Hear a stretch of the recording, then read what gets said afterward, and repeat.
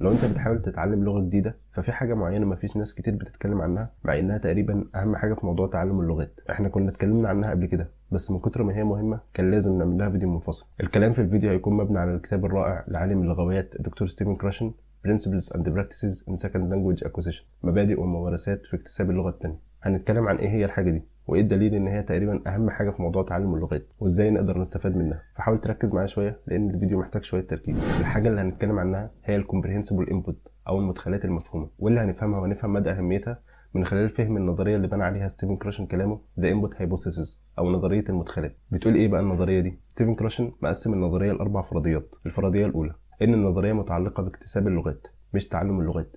التعلم في نظريه ستيفن كراشن واخد دور هامشي جدا وكنا اتكلمنا عنه قبل كده برضه في فيديو. الافتراض الثاني ان اكتساب اللغات اللي هو شيء اصلا غير واعي بيحصل لما نفهم لغه اعلى من مستوانا بدرجه، وهنقول مثال علشان نفهم من خلال الافتراض ده. هنتخيل ان مستواك الحالي في اللغه هو الرمز اي وانت عاوز توصل للمستوى الاعلى، هنسميه اي بلس 1. النظريه بقى بتقول ان شرط ضروري بس مش كافي، لان في شروط تانية زي ما هنقول بعد كده علشان توصل من المستوى اي للمستوى اي بلس 1، ان انت تفهم مدخلات يعني استماع او قراءه فيها اي بلس 1، والمدخلات دي اللي هي اصلا اعلى من مستواك هتفهمها عن طريق حاجات تانية زي الاشارات والصور وهكذا. والكلام ده برضو كنا قلنا قبل كده. بالمناسبه انا بقرا كتاب ستيفن كراشن للمره الثانيه، فلو حد حابب ان احنا نتكلم عن حاجه معينه في الكتاب يكتب لي في الكومنتس. الافتراض التالي كنا اتكلمنا برضه في فيديو قبل كده ان محاوله ضبط اللغه على مستوى معين بالظبط ده شيء صعب جدا. يعني المدرس مثلا اللي بيدرس اللغه بالطريقه دي علشان يقدر ان هو يختار قواعد محدده وعدد من الكلمات المعينه اعلى من مستوى الطلاب اللي قدامه بدرجه بالظبط، ده شيء صعب جدا. وقلنا ان الحل في الموضوع ده هو التركيز على ان المدخلات تكون مفهومه خلاص، مش شرط تكون في مستوى معين بالظبط، وان المدخلات دي لو كانت مفهومه وكانت بكميه كبيره هنضمن 100% ان فيها مستوى اعلى من مستوى الطلاب دول بالظبط، واللي هو اصلا مطلوب علشان اكتساب اللغه. ستيفن كراشن بقى في الجزء ده من النظريه بيقول ان المفروض اصلا ما يكونش في تركيز على ان المدخلات دي تكون مظبوطه على اي بلس 1 بالظبط. يعني المفروض المدخلات دي ما تكونش مظبوطه على مستوى اعلى من مستواك بالظبط. طب ليه بيقول الكلام ده؟ مش الكلام ده يبان عكس النظريه؟ ستيفن كراشن بيقول الكلام ده لكذا سبب. السبب الاول ان هو بيقول ان كل محاوله لضبط القواعد على مستوى معين بالظبط بنسبه كبيره هتاثر على التواصل والفهم، واللي هم اصلا اساسيين لاكتساب اللغه زي ما قلنا في الاول، وهيكون التركيز الاكبر على تركيب الجمل والقواعد. والتواصل والفهم اصلا مبني عليه النظريه واللي بيحصل باكتساب اللغه على حسب كلامه، فلو اتاثر بشكل سلبي اكتساب اللغه برضه هيتاثر بشكل سلبي. السبب الثاني لو بيتم التركيز على مجموعه من القواعد في الحاجات اللي بتستخدم كمدخلات لفتره معينه وبعد مده القواعد دي بتتغير علشان يتحط مكانها قواعد ثانيه، ففي افتراض معين في الموضوع ده ان في ترتيب معين لاكتساب القواعد. والنظريه برضه مش مبنيه على كده خالص. النظريه مبنيه على فهم الكلام اللي بيتقال بغض النظر عن القواعد المستخدمه فيه. علشان كده ستيفن كراشن بيعارض بشكل عام طرق التدريس اللي بتعتمد على ترتيب معين في القواعد. السبب الثالث في ان ليه المدخلات المفروض ما تكونش مظبوطه بالظبط على مستوى اعلى من مستواك. ستيفن كراشن بيقول ان التواصل لو كان مفهوم فكده كده هيكون في اي بلس 1. يعني لو المدرس او الحاجه اللي انت بتستهلكها تقدر ان انت تفهمها من خلال الاشارات والصور وهكذا، فانت ضامن كده كده ان في اي بلس 1 او مستوى اعلى من مستواك بالظبط اللي بيحصل باكتساب اللغه. هو هيكون في مستويات ثانيه، يعني هيكون في اي بلس 2 واي بلس 3، وهيكون في اي يعني مستوى اعلى من مستواك بدرجتين ومستوى اعلى من مستواك بثلاث درجات ومستوى اقل من مستواك، بس على الاقل هتكون ضامن ان في اي بلس 1 او مستوى اعلى من مستواك بدرجه اللي بيحصل باكتساب اللغه. عكس لو انت حاولت تظبطها على مستوى معين ممكن يكون المستوى ده اصلا مش اي بلس 1،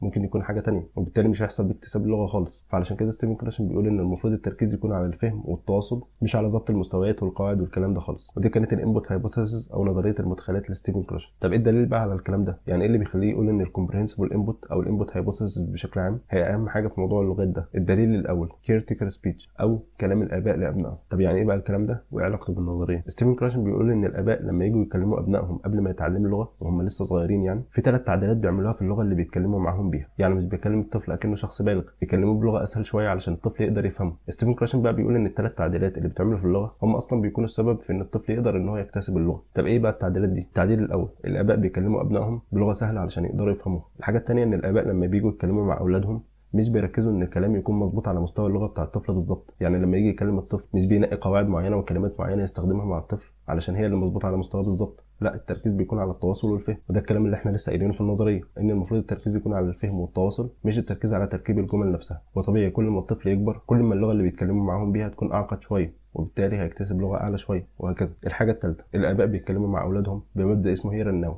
الان وهنا. يعني علشان التواصل يكون مفهوم ويكون اسهل للطفل الاباء بيتكلموا مع اولادهم في حاجه هم شايفينها وتكون في الوقت الحالي، وده علشان التواصل يكون اسهل حتى لو كانت اللغه اعلى من مستوى الطفل بشويه. ستيفن كراشن بقى بعد الكلام ده بيقول ان في دراسه بتقول ان الاطفال مش بيكتسبوا القواعد بعد كده بيستخدموها في الفهم، العكس هو اللي بيحصل. الاطفال بيفهموا الاول بعد كده بيكتسبوا القواعد من الفهم ده، وده كلام بيتفق مع النظريه. الدليل التاني على النظريه، لو واحد سافر بلد هو مش بيتكلم اللغه بتاعتها، بس بعد فتره عرف شويه جمل يعرف ان هو يتواصل بيها، الناس بقى اللي بتتكلم مع الشخص ده او المتحدثين الاصليين للغه اللي هو في البلد بتاعتها بيعدلوا برده كلامهم علشان يقدر ان هو يفهمه. يعني المتحدث الاصلي لما يسمع واحد لسه مش كويس قوي في اللغه بيعدل الكلام اللي هو بيتكلمه معاه علشان يقدر يفهمه حسب مستواه يعني. وده الدليل التاني على النظريه، سيمبل كودز. وده معناه ان الشخص اللي بيكون في بلد هو مش بيتكلم اللغه بتاعتها، لما الناس بقى بيتكلموا معاه في البلد دي بيعملوا شويه تعديلات في اللغه اللي هم بيتكلموها علشان اللغه دي تكون سهله للشخص اللي هو لسه بيتعلم اللغه، حاجه شبه الاباء مع الاطفال اللي لسه قايلينها. ستيفن كراشن بقى بيقول ان التعديلات اللي بتحصل دي بتكون بغرض التواصل مش بغرض التعلم، وكمان مش بتكون مظبوطه بالظبط على مستوى اللي لسه مش بيعرف يتكلم اللغه. وكمان اللغه دي تعقيدها بيزيد كل ما الشخص اللي بيتعلم اللغه كان مستوى اعلى، لان الناس المتحدثين الاصليين للغه لما يشوفوا ان هو فاهم الكلام كويس وبيقدر يتكلم بشكل كويس هم كمان بيعلوا مستوى اللغه بتاعهم وبيتكلموا بلغه اعقد شويه على حسب مستواه. والسيمبل كودز دي او التعديلات اللي بتتعمل دي ليها دور كبير جدا في اكتساب اللغات التانية. الدليل الثالث على النظريه، سايلنت بيريود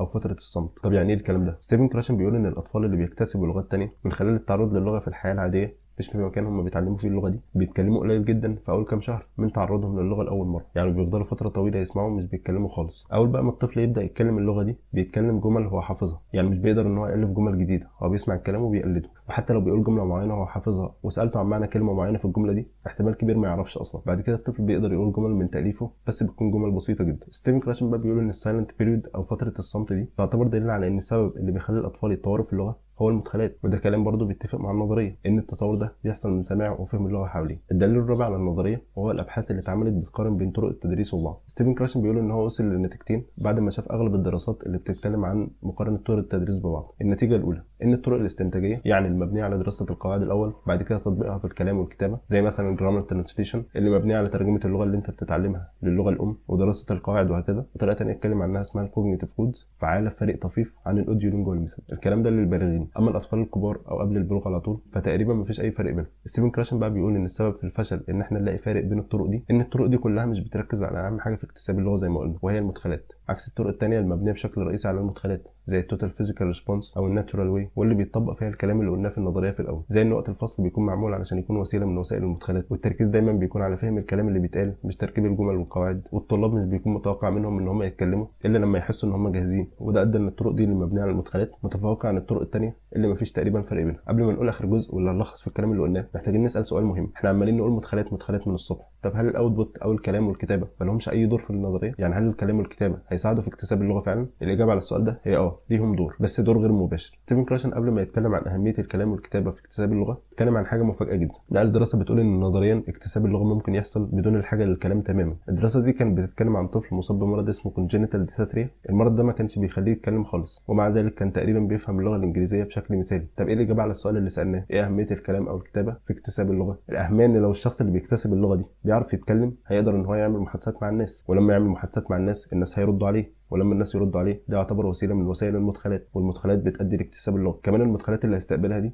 هتكون مفهومه بالنسبه له، لان هو لما يتكلم مع الناس ويعرفوا المستوى بتاعه في اللغه هيكلموه بلغه يقدر يفهمها على حسب المستوى اللي هو فيه. يعني لو بيتكلم مع واحد واللغه بتاعته لسه مش مظبوطه اللي قدامه هيراعي الكلام ده، فلما يجي يرد عليه هيرد عليه بلغه اسهل برضه، وبالتالي هتكون وسيله من وسائل المدخلات المفهومه اللي هيكتسب منها اللغه. نيجي بقى لاخر نقطه واللي هتلخص الكلام اللي احنا قلناه، وهي ايه الصفات اللي موجوده في المدخلات المثاليه. يعني ايه الصفات اللي في الحاجه اللي بتتشاف او بتتسمع او بتتقري بحيث تخلي المدخلات دي مثاليه لاكتساب اللغه؟ اول حاجه ان هي تكون مفهومه بالنسبه للي بيسمعها، تاني حاجه يكون اللي بيسمعها بيهتم بيها، تالت حاجه ما تكونش معتمده على ترتيب معين في القواعد، رابع حاجه تكون كميتها كبيره، خامس حاجه يكون في ظروف القلق فيها قليل، وكنا اتكلمنا عن الموضوع ده قبل كده، واكتر حاجتين بيسببوا القلق طلب الكلام بدري والتصحيح. اخر حاجه انه يكون بيوفر ادوات المحادثه، يعني اللي بيكتسب اللغه يكون عنده شويه ادوات يقدر يعبر بيها ان هو مش فاهم الكلام اللي بيتقال له في المحادثات العاديه، بالتالي اللي بيتكلم معاه يعدل مستوى اللغه بتاعته بحيث ان هو يفهمه. ده دور الاوتبوت او الكلام زي ما لسه قايلين. الفيديو ده اتكلمنا عن اهم حاجه المفروض تعرفها علشان تكتسب لغه جديده، بس ما اتكلمناش عن اهم وسيله تقدر تحقق بيها الكلام ده، فلو عايز تعرف شوف الفيديو ده.